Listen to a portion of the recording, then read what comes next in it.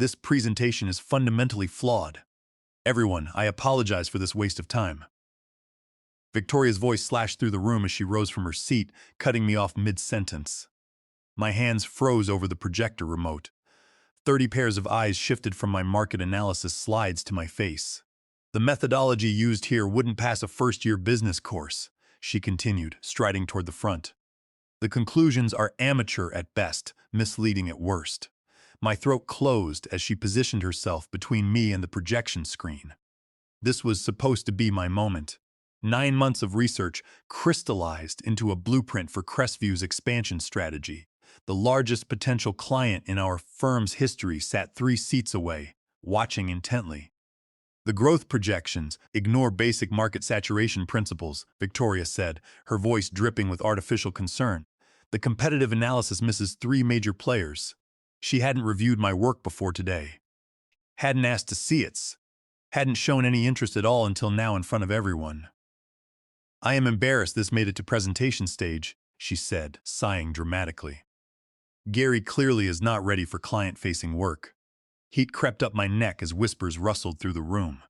The marketing director looked away uncomfortably. The chief executive officer frowned. Junior analysts studied their notepads with sudden interest. I stood frozen, clutching my remote like a lifeline, as Victoria continued dismantling 9 months of my life, point by excruciating point. My phone buzzed in my jacket pocket, then again and again. When Victoria finally wound down her assassination, she turned to me with a tight smile. "Why don't you take a seat, and I will walk everyone through the actual situation." I gathered my notes with trembling hands and retreated to an empty chair against the wall. Only then did I check my phone. 3 messages from an unknown number. "This is Evelyn Ross. Your analysis is correct. She is wrong. Meet me in the atrium. 5 minutes. I glanced up. Evelyn Ross. The client was watching me. Her expression was carefully neutral as she slipped her phone into her blazer pocket. My name is Gary Henderson, and until that morning, I believed I was on track to become the lead division director in Crestview's 21-year history. I had spent 15 years clawing my way up from entry level, surviving 4 restructures and countless overnight work sessions. Clients requested me specifically for analysis projects. My recommendations had yielded measurable results. None of that mattered after Victoria Vance became division head 2 years ago. I slipped out of the conference room while Victoria launched into her alternative presentation. Slides I had never seen using data that contradicted everything I had researched. Nobody noticed me leave except Evelyn Ross, who gave me the slightest nod. The glass-domed atrium stood empty at 11:45 on a Thursday morning. I paced between potted trees, my mind replaying each cutting remark, each dismissive gesture. Had I missed something critical? Had my analysis truly been that flawed? Your methodology was sound. I turned to find Evelyn watching me, her tall figure silhouetted against the morning light. In her late 50s, she carried herself with the kind of confidence that comes from decades of being the smartest person in the room. "Miss Ross," I began. "Evelyn," she corrected, moving closer. "And you are Gary Henderson, the analyst whose work I specifically came to evaluate." Confusion must have shown on my face. "Your segmentation analysis," she continued. "It applies the Kearney-Ross principle to market volatility, does it not?" "Yes," I said, surprised. "It is relatively new but produces more accurate projections in unstable sectors." "I know." A smile touched her lips. "I am the Ross and Kearney-Ross." My breath caught. Evelyn Ross, the theoretical economist whose research I had been applying, was standing in front of me after watching my professional execution. "Your manager," she said, "did not critique your work because it was wrong. She critiqued it because she does not understand it." But the way she spoke, I trailed off, remembering Victoria's confident dismantling of my presentation. People who feel threatened by intelligence they do not possess often respond with absolute certainty, Evelyn said. "Tell me, did Miss Vance review your work before today?" "No. I submitted it 3 times. She said she trusted me to handle it, yet she prepared an alternate presentation." Evelyn's eyes narrowed. "Interesting." A group of executives passed through the atrium, and Evelyn guided me toward a quieter corner. "I have been watching Crestview for months," she said, lowering her voice. "Your growth models caught my attention. They mirror projections my own team created. Projections that were not publicly available. I built them from scratch, I said quickly, alarmed at the implication. I believe you. That is why I am here. She studied me carefully. Gary, do you know why Titan Dynamics is considering Crestview for this contract? Titan Dynamics, a manufacturing giant 15 times our size. Landing them would transform Crestview overnight. Your expansion into sustainable materials, I ventured. You need market analysis for 7 new product lines. That is the official reason, she agreed. But I specifically requested the analyst who produced the Harrison Crane report last year. My confusion deepened. Victoria took credit for that report. She received the industry award. Evelyn's expression hardened. Did she now? We were interrupted by Evelyn's assistant, signaling it was time to return. As we walked back, Evelyn spoke quietly. Your manager does not know who I am beyond my title. She does not know I authored the methodology she just ridiculed. Most importantly, she does not know I recognize what is happening here. She stopped, fixing me with an intense gaze. What will you do now? What could I do? Victoria had systematically undermined me in front of the entire executive team, my word against hers. I do not know, I admitted.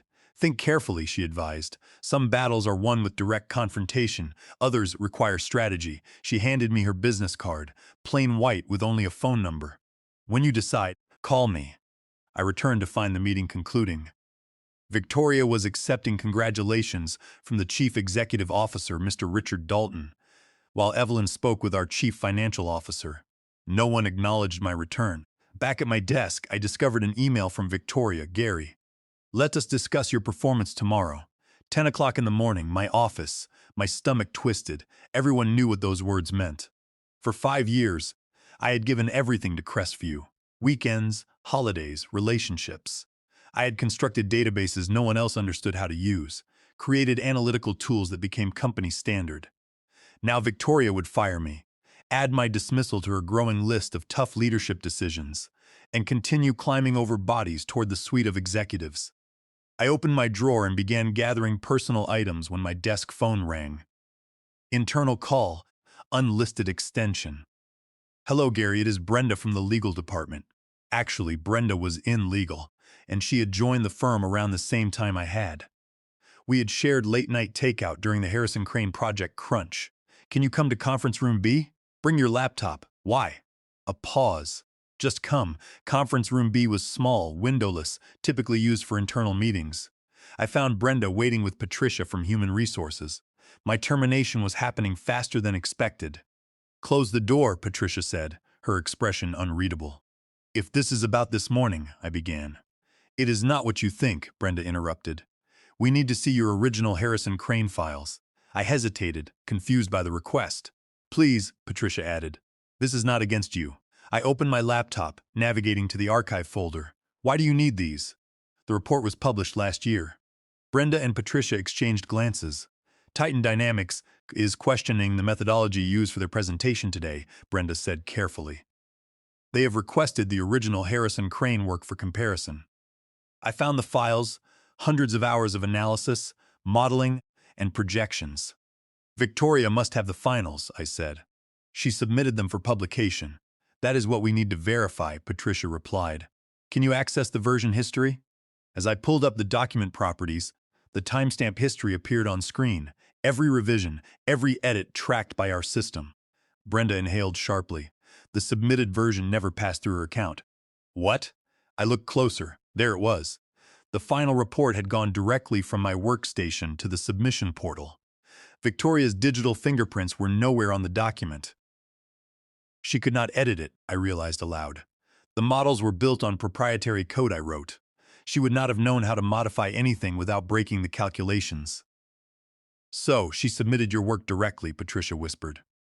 Claimed sole authorship, accepted an industry award. The door opened. We all startled guiltily. Evelyn Ross stood in the doorway, the chief executive officer 2 steps behind Evelyn. Found what you needed? Evelyn asked, her eyes meeting mine. I nodded, unable to speak as understanding dawned. Excellent, she said. Now, Gary, I believe we have a strategy to discuss. Mr. Dalton's expression was unreadable as he surveyed the room. Miss Ross has raised concerns about the presentation today, he said, his voice carefully measured.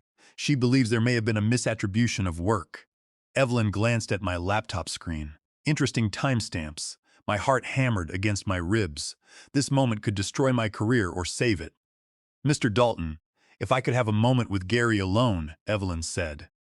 The chief executive officer hesitated, then nodded. Take the first conference room. It is more comfortable. He turned to Patricia and Brenda. I need both of you to maintain absolute confidentiality about what you have seen. When they left, Evelyn guided me to the larger conference room. Floor-to-ceiling windows offered a view of the city skyline. Buildings gleaming in the midday sun. Far below, people moved like ants, their lives uncomplicated by corporate warfare. Sit, Evelyn said, taking the chair beside rather than across from me. Tell me everything about Victoria Vance.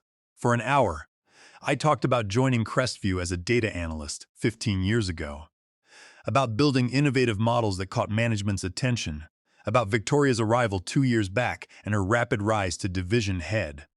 She never creates, I explained. She appropriates, takes half-finished work, adds minimal changes, and presents it as her vision. When the Harrison Crane analysis won that industry award, 4 analysts quit within 3 months. Why did you stay? Evelyn asked. I stared out at the skyline. I believe in what we do here. Most of the team does quality work. And honestly, I thought I could outlast the manager. Evelyn nodded slowly. Victoria does not know who I really am. That gives us an advantage. She leaned closer. Tell me, Gary, what do you want? What do I want? Justice? Revenge? Your name cleared? Her removed? Be specific. I considered the question. What did I want? The humiliation from this morning still burned raw in my stomach.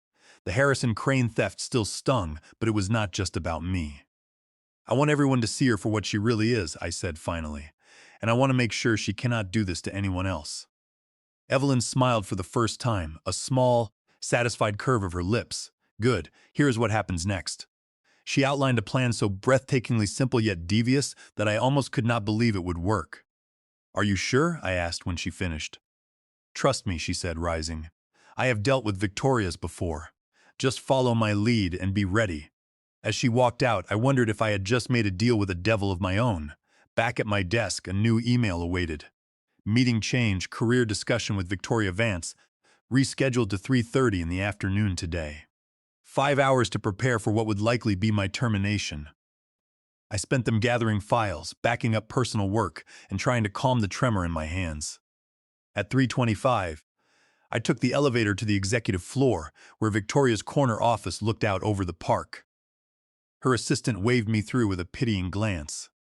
Victoria sat behind her glass desk, scrolling through her phone. She did not look up when I entered. Close the door, she said. I did, remaining standing, until she finally acknowledged me with a flick of her eyes. Sit. I sank into the chair across from her, noticing for the first time how the seating was arranged. Her chair was elevated slightly higher than visitor chairs, forcing them to look up at Victoria.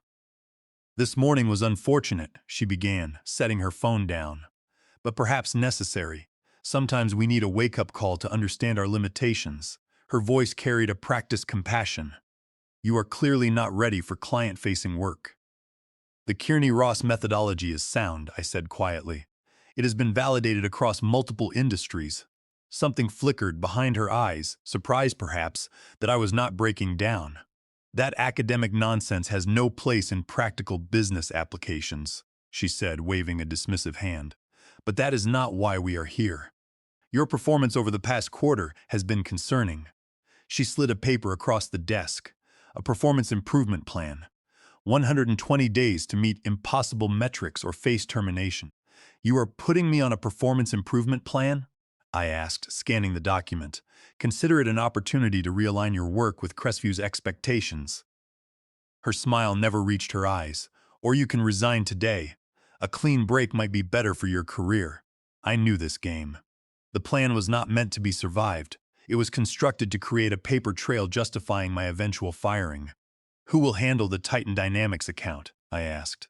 She leaned back, satisfied that I understood my position. I will manage it personally. Evelyn Ross was quite impressed with my approach this morning. The lie was so brazen I almost laughed. Instead, I nodded slowly. I need your decision by morning, she continued. Performance improvement plan or resignation. She checked her watch. I have dinner with the executive committee in 45 minutes. Take the evening to think it over. As I stood to leave, My phone buzzed with a message. I checked it, then paused at the door. Victoria, one question. She glanced up, already mentally moved on from destroying my career. The Harrison Crane report. Did you ever read it? Her expression tightened. I wrote it. Right, I said. Just wondering if you remembered what Section 4 covered. A flash of panic crossed her face before she masked it. The competitive analysis, obviously. Actually, it was the statistical methodology, I replied. Thanks for clarifying. I left her office. In the elevator, I checked the message again. Meeting set for 10 o'clock tomorrow morning. Executive boardroom. Be prepared with all your files. I arrived at the executive boardroom at 9:45. The next morning, my stomach churning as senior leadership filed in. The chief executive officer, the entire executive team, the chief legal counsel, and the human resources director. No one spoke to me. Their expressions ranged from curiosity to discomfort. At 9:55, Evelyn arrived with two colleagues. She acknowledged me with a subtle nod. At 9:59, Victoria walked in, faltering slightly when she saw the assembled group. Her eyes found mine, narrowing in suspicion. Thank you all for accommodating this meeting, Mr. Richard Dalton began once everyone was seated comfortably. Miss Ross has requested a discussion regarding Titan's potential engagement with Crestview. Evelyn stood. Before we discuss terms, I would like to clarify yesterday's presentation discrepancy. Victoria straightened. I would be happy to walk through the technical aspects again. That will not be necessary, Evelyn replied. I am more interested in understanding Crestview's internal attribution policies. Mr. Dalton frowned. Attribution policies? Yes. How do you determine who receives credit for analytical models and methodological approaches? An uncomfortable silence fell over the room. Mr. Dalton glanced at the legal counsel. We have standard intellectual property guidelines, Mr. Dalton said carefully. All work belongs to Crestview, but individual contributors are acknowledged in our internal systems. Excellent, Evelyn said, opening her laptop. Then I would like to discuss the Harrison Crane report from last year, which won the Apex Achievement Award for Analytical Excellence. Victoria's face drained of color. I do not see how that is relevant. Indulge me for just a moment, Evelyn replied with a polite but firm smile. Mr. Dalton, who officially authored that report? The CEO looked at Victoria. Victoria Vance led that project. Then, Evelyn continued, connecting her laptop to the room's display. I have compiled a detailed analysis of the Harrison Crane report, specifically its application of proprietary statistical methods. As the screen filled with complex equations, Victoria's breathing became audible. These methods represent a significant advancement in market volatility modeling. So significant, in fact, that when Victoria accepted the award, the committee asked detailed questions.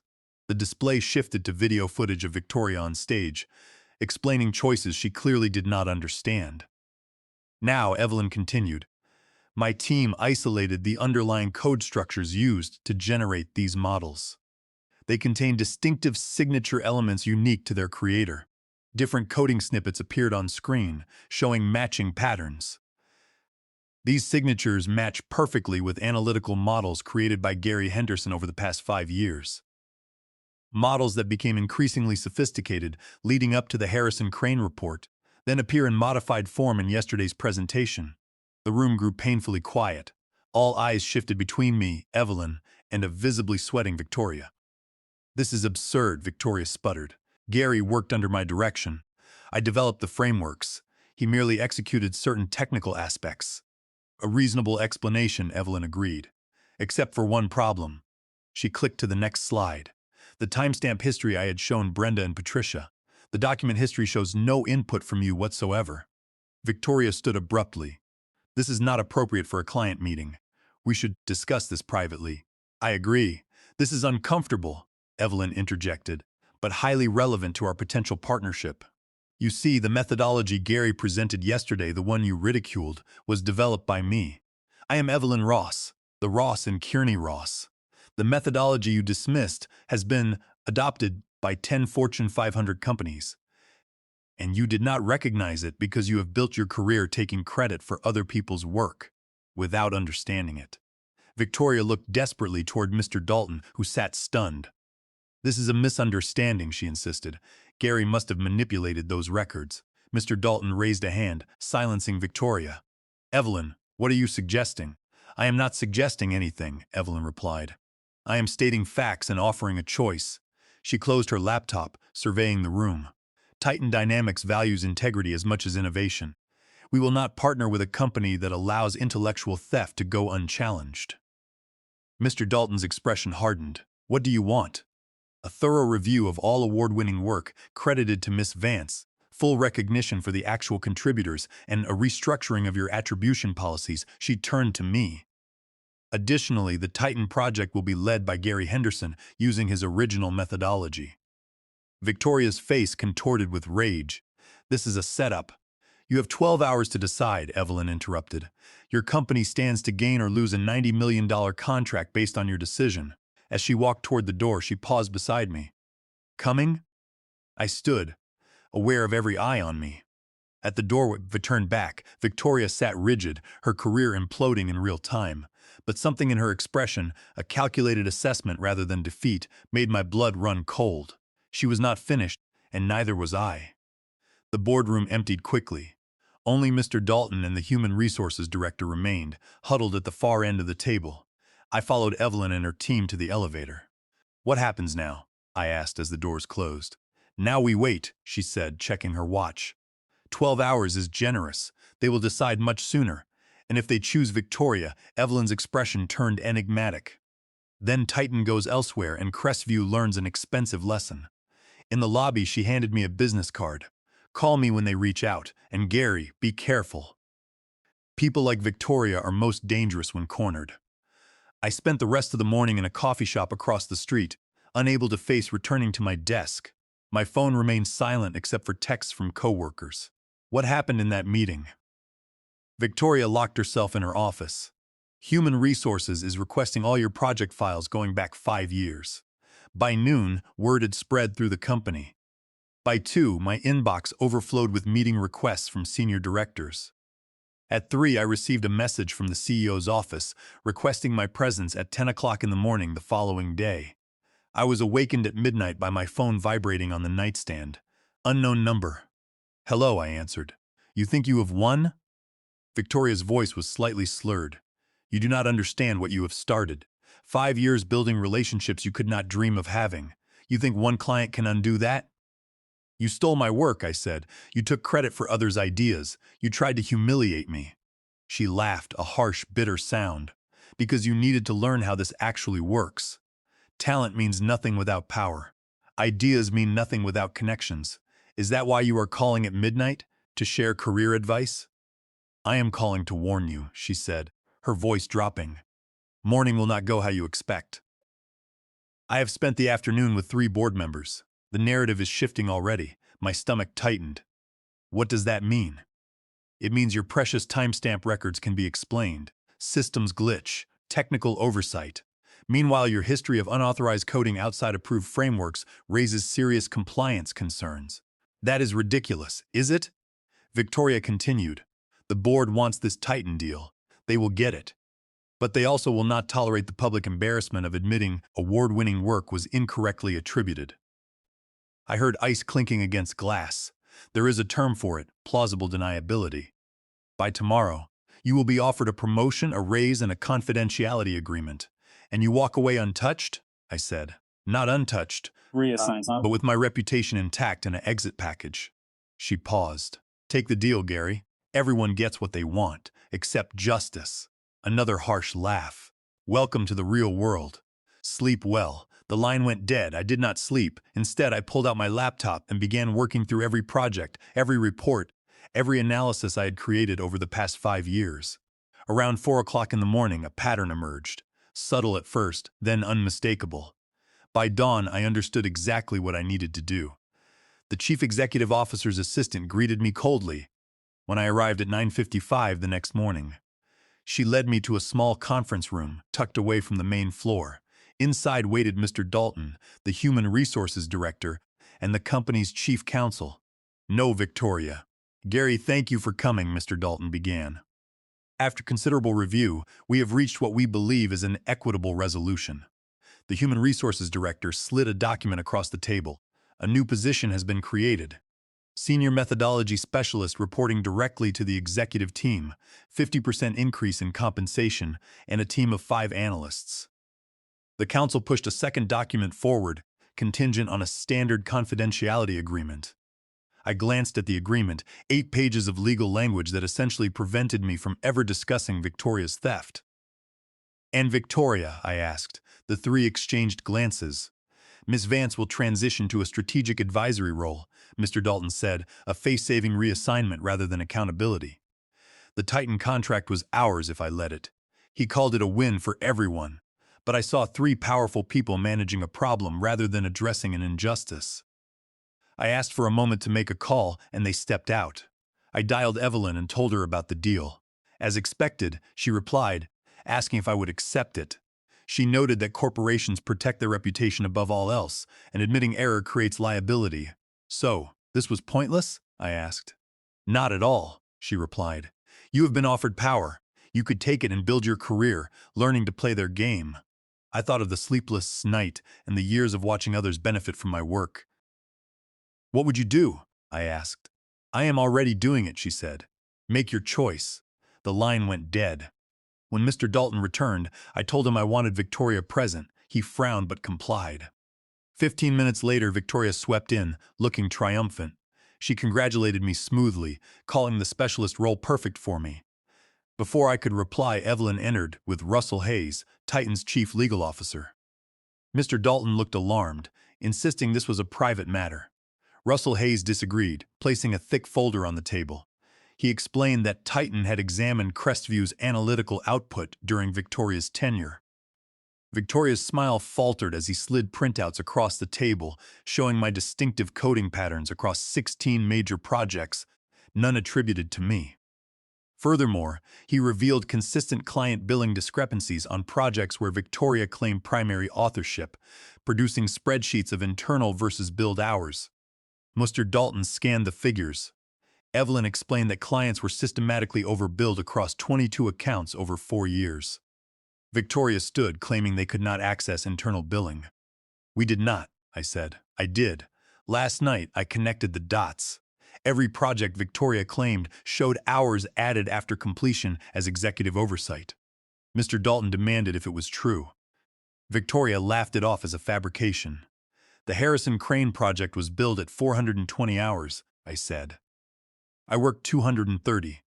The extra 190 hours at your executive rate added $38,000 to the invoice, boosting your bonus."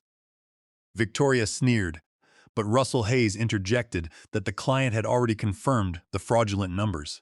Evelyn noted this was systematic fraud, not just intellectual theft. Victoria hissed that it was a witch hunt, based on errors she could explain. "Based on this," I said, playing the recording of our midnight call. Victoria's voice filled the room, admitting everything. Her face went ashen. "You recorded me? That is illegal." "Single-party consent state," Russell Hayes replied.